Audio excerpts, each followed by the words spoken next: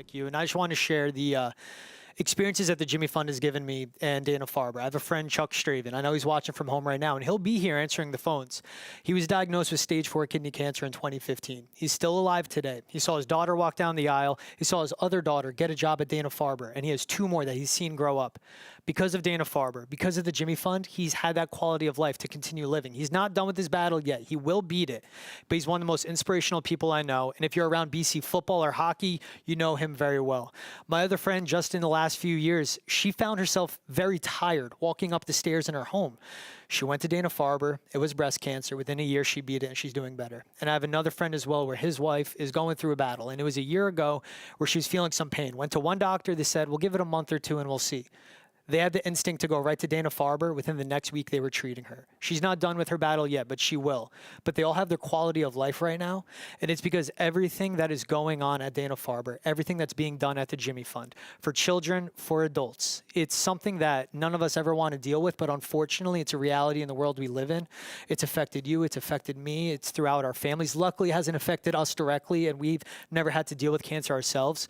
But to bring a cure, to bring an end, and to bring a solution, and for the time being, to give these kids and give these people and their families more time together, a better quality of life, and to enjoy the days they have on this earth, every dollar is needed with Dana-Farber. Every dollar is needed towards Jimmy Fund. And over these next 2 days, walk-off hits like we saw from Rob Refsnyder, buzzer beaters, game-winning goals, Stanley Cup, Super Bowls, that's special. But this stuff is the difference. This is the real-world stuff. These are the 2 most powerful days in Boston, and I would say the 2 most powerful days around the country because of everything it does for everyone throughout the community. We are happy to be joined by Bruins goaltender Jeremy Swayman. What's up, Sway? How we doing? Good to be here, guys. We decided we needed to bring you on because, like, as our cheat code for being able to get Alaska onto the board with donations. They're not up there yet? I thought that I heard that they were out there. I thought I heard just before we came on. I wanted to make sure. Yeah, Alaska's represent. As we should. How's your summer going? It's great. It's so good. I love staying here in the summers and just being a part of this community and everything, and obviously getting to do this. It's dream come true. So happy to be here. When it comes to being a part of the community, how does that take root? How did your connection with the Jimmy Fund form, and how would you describe what you're able to kind of draw from being around it? The Jimmy Fund is everywhere. It seems like, especially in Boston, New England area. There's an incredible community here to connect with. I've been in all the hospitals, obviously, and just to show what kind of impact it has on the community. And obviously anyone you meet in these hospitals, they're coming from all over the world. And that for me is something I can easily connect with and get behind. And so when I know that, I think the first year I was here, I was able to do this event, and learning more about it over and over the years, it's just connected me more and more to this community, the roots that these people have, especially on the East Coast, a proud Boston fan base. And I just couldn't be happier to be a local Bostonian. It's woven into the fabric of the team culture in all the major sports in Boston. But from a Bruins perspective, to see all of the players get involved, and it's something that when you get here, you learn right away. You learn about giving back to the community, and in this case, giving back to the Jimmy Fund. Why is that important to instill that culture right from the get-go? You nailed it. It's the culture that I've stepped into as a Bruin with our incredible leaders, and I couldn't be happier continuing that legacy. For the guys that have stepped foot many years before me that have instilled that with young guys coming in, we've had 100 years of this now in the Bruins locker room. And again, I know it's my duty to continue what they've built, and I'm going to do whatever I can to continue it and make sure the next generation, the generation after that, will continue the great foundation and work ethic and just overall good human beings. And that's something that, I can get behind of. It's bigger than hockey. It's bigger than us. And again, it's something that I wake up and really strive for every day. It's really cool to hear you talking about feeling like you're able to integrate yourself into the Boston community and feel a part of that. And I wonder, at what point did you feel like, that had taken root, and how important was it to take part in something that was bigger than hockey in order to feel like you were, in fact, a part of a Bostonian of sorts? The second I stepped at the University of Maine in the East Coast, I was fortunate enough to be drafted by the time I was committed to Maine. And when I stepped in, there was Bruins jerseys in the Alfond Arena. And I was like, holy smokes, like there's going to be Bruins jerseys at a Maine game. And I knew what kind of culture and world-class organization I was stepping into. And ever since Maine, coming down to Boston, signing, being a community member of Boston, it's just continued to impress me. Going to practice, there's hundreds of kids in this summer camp, and they're chanting Swayman. It's one of the most incredible feelings, and it really is. It's something that I take to heart, and it means so much to me because I never thought in a million years that I would have this kind of support and this kind of community to be a part of, and that's why I'm so passionate about being an advocate and trying to get as much involved as I can outside of hockey and with events like this. And many more other charitable events that make it a really special place to live. We meet a lot of Bruins fans at the Jimmy Fund Clinic, as you can imagine, so I would be remiss if I didn't ask a couple of Bruins-related questions. Of course. So with that said, I'll start with this. Charlie Jacobs was on, asked about your contract situation, which has been in the news a little bit lately. He said that there are some details to iron out. I'll ask you, what is your confidence that you can get something worked out and be between the pipes for the Bruins this season?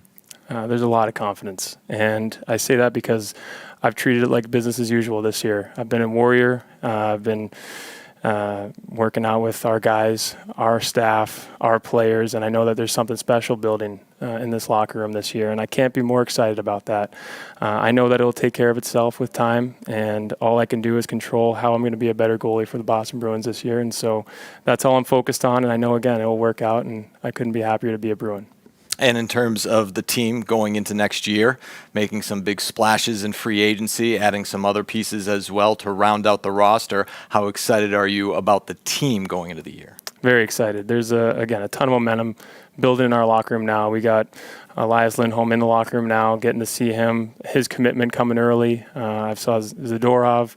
Again, he's going to be a huge piece for us moving forward, and of course, all the other pieces that are coming. It's a team game, as you know, and I know that everyone that's going to come in this locker room is going to embrace the culture that we've built and do whatever they can do to get points for the Boston Bruins in this team, because we know what we represent with the crest on our logo, and there's a lot of great things to come. It is really interesting to be at a point of building, right? Like that's. Mm-hmm. You know, there's a shift that occurs when you have incredible veterans retiring and people who have been iconic figures in the franchise's history retiring. How much do you feel like, like you guys have kind of gone through a feeling out phase and now are in a position where you do have kind of an identity of who you are and who you will be?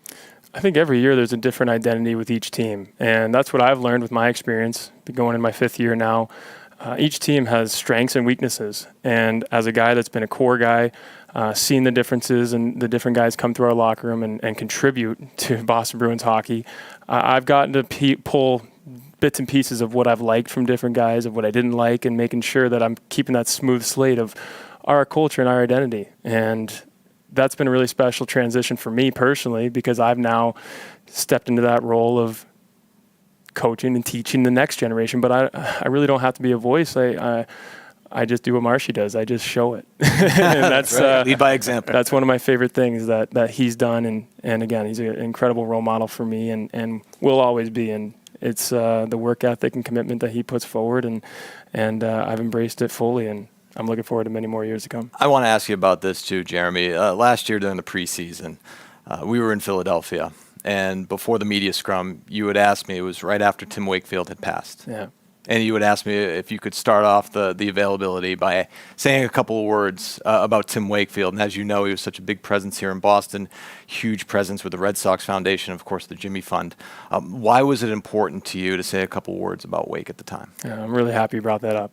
I got to meet Wake one time, and the impact that one conversation had on me will stick with me for the rest of my life. And I got to learn about his involvement with the Jimmy Fund, and obviously his involvement with the community. And that's something, again, I've looked at different athletes in different communities and how they've represented it, but I don't think there's many more that's done it better than Wake. And again, it's my job, it's my teammates' jobs, it's everyone's job in this community to do it how Wake did it. And I wish he was here today because I could still learn from him.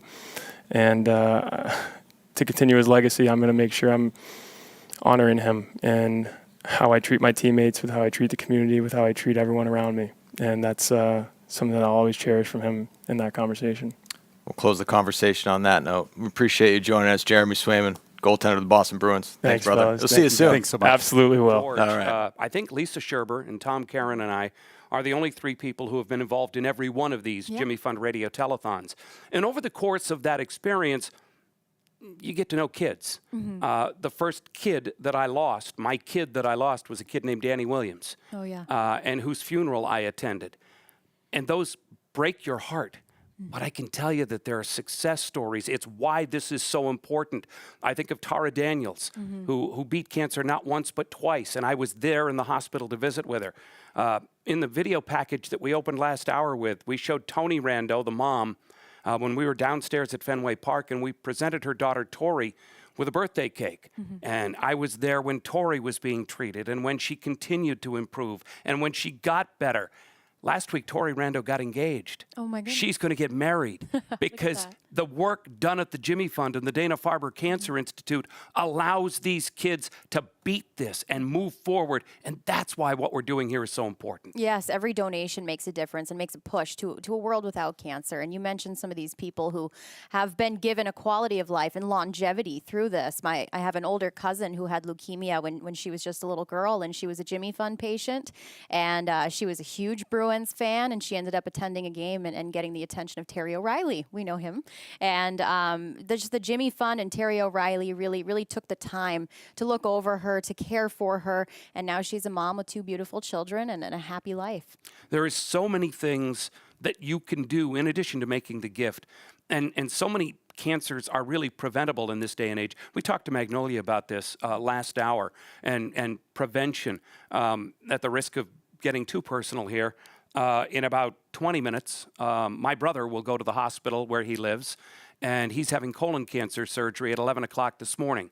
Colonoscopies, things like that, smoking cessation, HPV prevention programs, things that matter that you can do that can make a difference. My brother's going to kick the crap out of this thing. I know he is. But you've got to find out about these things. And then we've got to raise enough money to continue the research, to continue the treatment programs and the modalities. We're talking about things today that didn't even exist when we started this. Words and treatment programs that I wouldn't even have imagined. Right. And 20 years, when you're doing this 20 years from now, and I'm not, you'll be talking about things that we can't even imagine today. Well, what's beautiful about this, we spoke with a woman earlier who was diagnosed with brain cancer 25 years ago in 1999. And at first she was told that there wasn't much that could be done. She was then referred to Dana-Farber, made the switch, and immediately they started talking to her about potential surgeries she could go through. And now she is on a drug, a medication that has changed her life. And she expects to be healthy and live for now. And I think that's beautiful to see the difference over the past decade, 2 decades, and the progression of medicine, the progression of research. And again, that's why these donations are so important. These open trials that these doctors are conducting can really be life-changing for people. And the money that is donated from this, whether it's 87 cents of $1 or whether it's $775,000, it all makes a difference and can really impact the lives. Because again, multiple people have told us that they wouldn't be here without Dana-Farber or the Jimmy Fund. And I think that's a powerful message in itself. It just shows that, everything that you can do makes a difference and can allow these researchers, these doctors, to really give you a quality of life and give you a road of hope too. And I think that's a big word for this. I mentioned earlier that the first time I visited the Jimmy Fund clinic, I was afraid. I thought it was going to be depressing. I thought it was going to be a downer. It was anything but. And every visit that I've been able to make over the years to the Jimmy Fund Clinic has left me uplifted, has left me encouraged, has given me hope. And I am just in awe of what is sitting next to me on this desk. It is the new play-by-play voice of the Boston Bruins on NESN and the play-by-play voice of the Boston Red Sox on NESN. I'm just going to get out. You guys go ahead. Don't do that. Don't do that. You don't want to leave Judd and I with a microphone open. Oh, my God. The two of us at the same time. You don't get paid by the minute or the word. I do look forward to the stories, though. Hey, Judd. No, seriously, congratulations once again. Thrilled for you. I feel like we've been teammates for a little while now, but now it's official.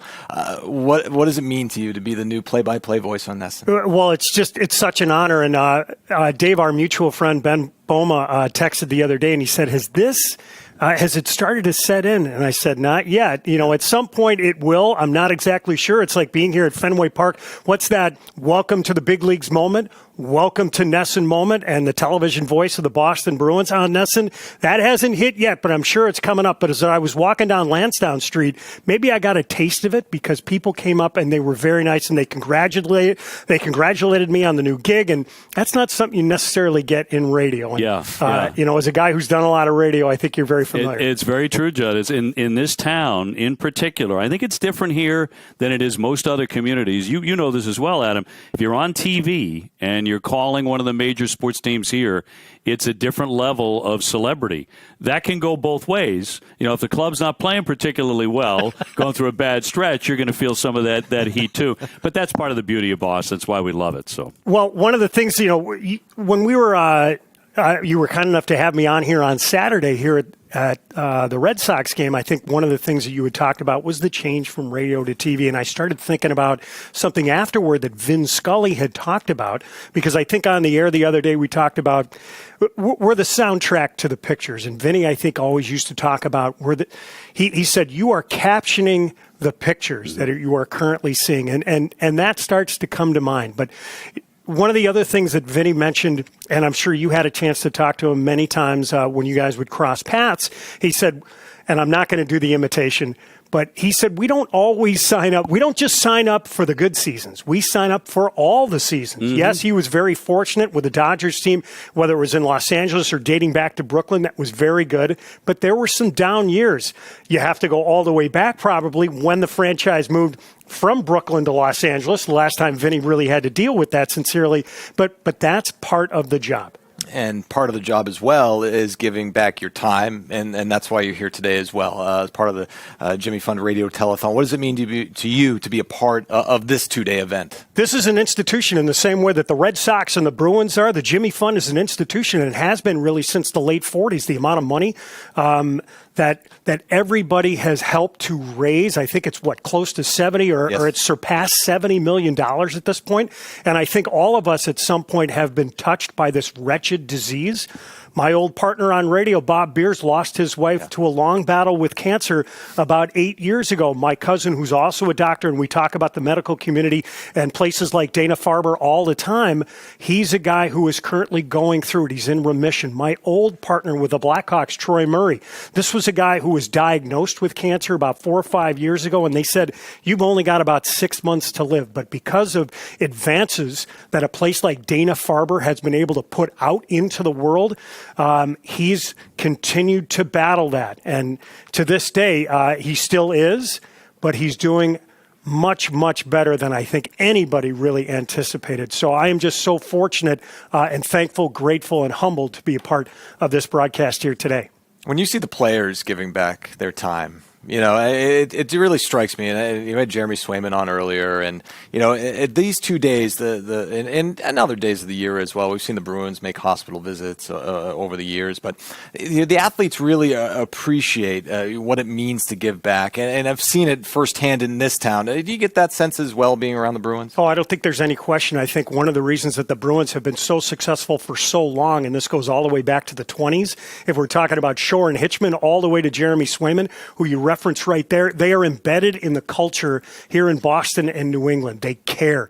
Everybody has been touched by cancer. And I think even doing whatever you can, even if it's something small, whatever that donation is, it makes a difference in the long run as we battle this. By the way, Sway said he's confident that things are moving in the right direction with the contract. I asked him a hockey question as well, Judd. So there you go. I had to get that in there. He was kind enough to reach out after the announcement last Thursday that I was switching over to television. Yeah. I appreciate it. He's just a fabulous, fabulous guy and a tremendous player, and I have no doubt that's going to get settled. Yeah. Well, Judd, we appreciate you coming on again. The tour continues. So the announcement of Judd Sirott as the new play-by-play voice of the Boston Bruins on NESN. I give you a little grief, but I really am happy for you. Thank you for having me. It's an honor. No, it is. Alongside Lisa Scherber, Director of Patient and Family Programs with the Jimmy Fund. And just watching that video, Lisa, it takes you back and it makes you emotional thinking about those two gentlemen and the impact that they had on this telethon,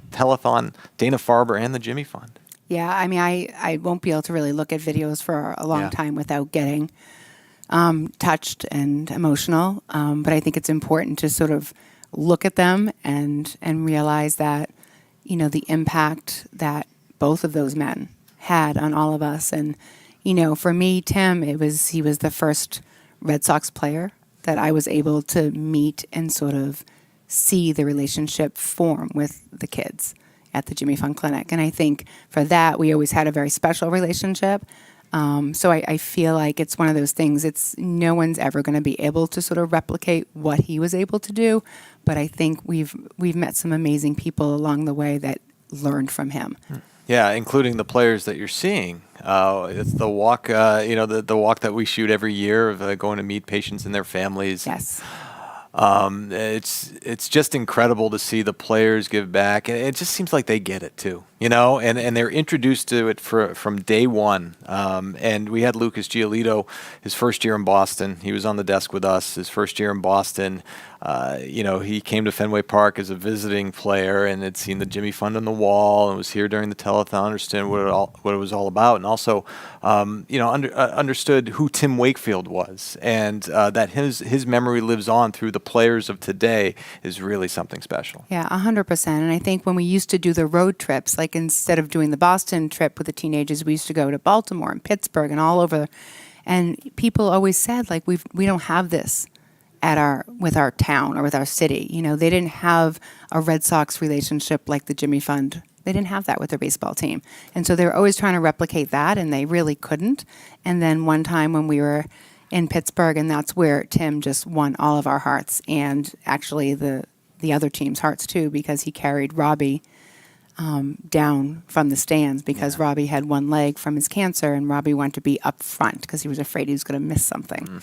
And Tim didn't, bat an eye. He ran up the the bleacher kind of things and grabbed at him and just carried him down.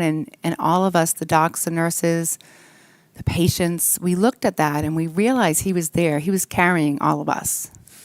So incredibly special and so incredibly meaningful to these families, to have a chance to obviously, over the years meet Tim Wakefield and other Red Sox players. And you see it firsthand too, right? The smiles on the faces of the kids and the families thrilled that they get an opportunity to meet these Red Sox players. It just means so much to them. It means everything. It just makes them feel special. It makes them feel loved. If somebody you don't know is showing you compassion and kindness, then that touches your heart, and that just means that you have more people on your team than you thought, and that's really cool. And seeing.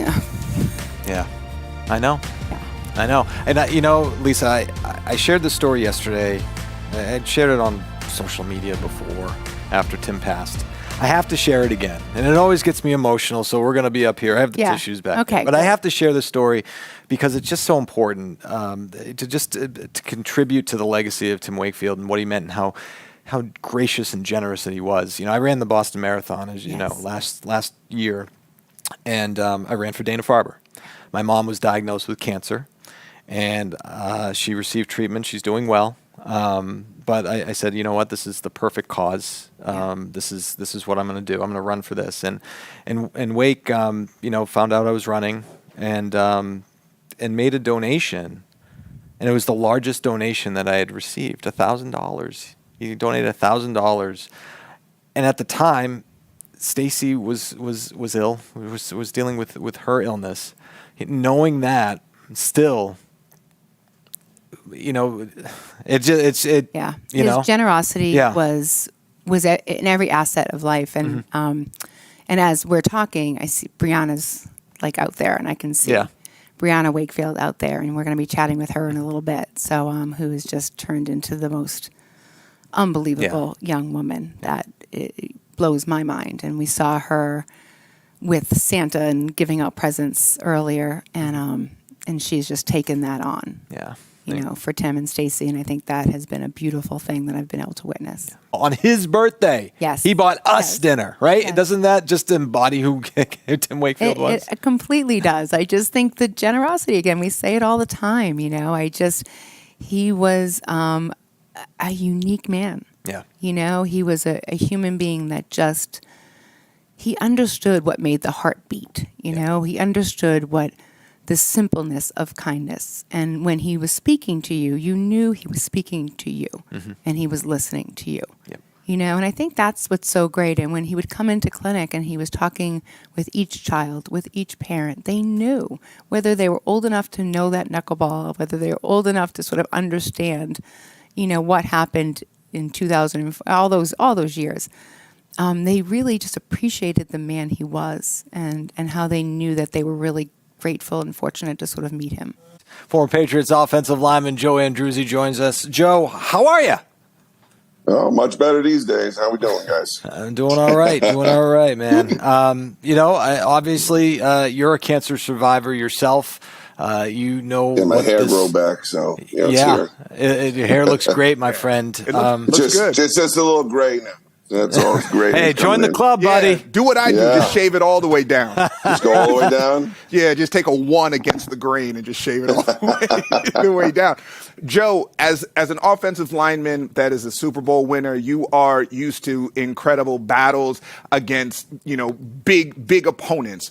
When you are diagnosed with cancer, what's going through your mind? You just shut down. And I tell patients and families all the time, and you get told that word cancer, and you just, your body shuts down, and then all of a sudden, it's like a light switch. You gotta, just flip that switch up, and then figure out. My wife and I sat down and how we're gonna battle this thing. And what I tell people all the time, a lot of times, when I'm speaking. I fought a lot of battles on a football field for almost 20 years, but nothing more of a battle from a hospital bed. It was my biggest battle, and it was a battle for my life. But, triumphed and, moved forward, and love. My wife and I started the Joe Andruzzi Foundation, which helps patients and families with home end bills that are desperate. People forget about, I think one of you just said it, I was listening in, is that every little bit counts. And, for me, is the time is the most valuable thing we have on this earth. Because, whether you're donating $1, whether you're signing an autograph, whether you're spending time with a patient, it's just the most valuable thing you can have. It just lifts, everybody's spirits and helps people progress and, fight the toughest battle of life. We've seen year after year the major 4 professional sports teams come together here for this event. We've seen the Red Sox players meeting with patients and their families. It's a part of the culture of each of the teams in Boston and New England in terms of giving back to the community. As a former player, how important was that to you? It was very important, especially coming here and getting to know the Kraft family. My wife, Jen, worked specifically with her, with the Wives Association at the time, and now it's transitioned into the Patriots Travel Foundation. But she was an unbelievable woman, and she never wanted any accolades, or she didn't want her name in the paper. She did from the goodness of her heart, and that's basically where we are. And a lot of people, want some accolades, but other people, you need to know that it's just, you're helping that person, and it's just going to make you feel good. And I believe, Myra and the rest of the Kraft family, they did a lot of great things over the years.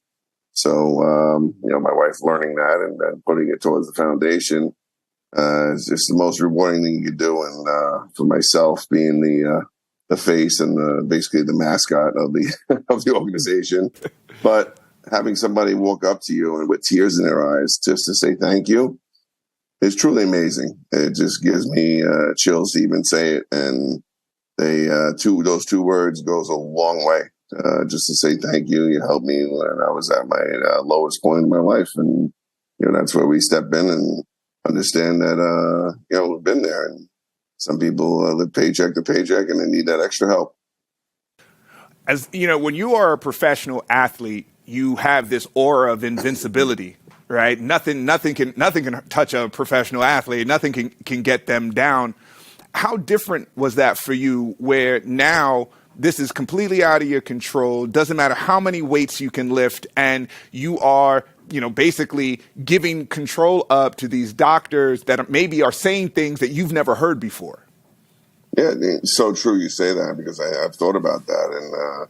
And here I am in my 20s, and you think you're invincible, and you're you're out there, whether it's football, hockey, basketball, you're out there having some fun, doing what you love, and one day at a time, and all of a sudden, mine started with a stomach ache. I was actually constipated and went to the doctor, and a couple of days later, took a scan, and he called and told me they found a large mass in or around my colon. And, and here I was. I remember, like working out and benching and, having dumbbells in my hand. They were probably about 150 pounds each. And by the time I was done with cancer, I couldn't, like 20 pounds, it was like snap, crackle, pop. I felt like Rice Krispie treats. But, one day at a time. And the next week it was 30. Next week after that, 40. So, you got to keep striving and keep moving forward. And, it did knock me down. And, it was a struggle. And, but I did play 10 years in the NFL and, had a great career for somebody who wasn't supposed to make a day in the league. But overall, it taught me the value of, when I got in that hospital, it was huge. I had to, I had to fight the toughest battle of my life because of the cancer I had. I was inpatient for 50 plus days and chemo sometimes 5 to 10 days straight. So it wasn't fun, but, I battled back, and, 6 feet above ground is better than 6 feet below. And Joe, you mentioned your wife Jen a couple of times. How important was her support and the support of your family during that process? Well, I believe that's Hillman. Is that Hillman, right?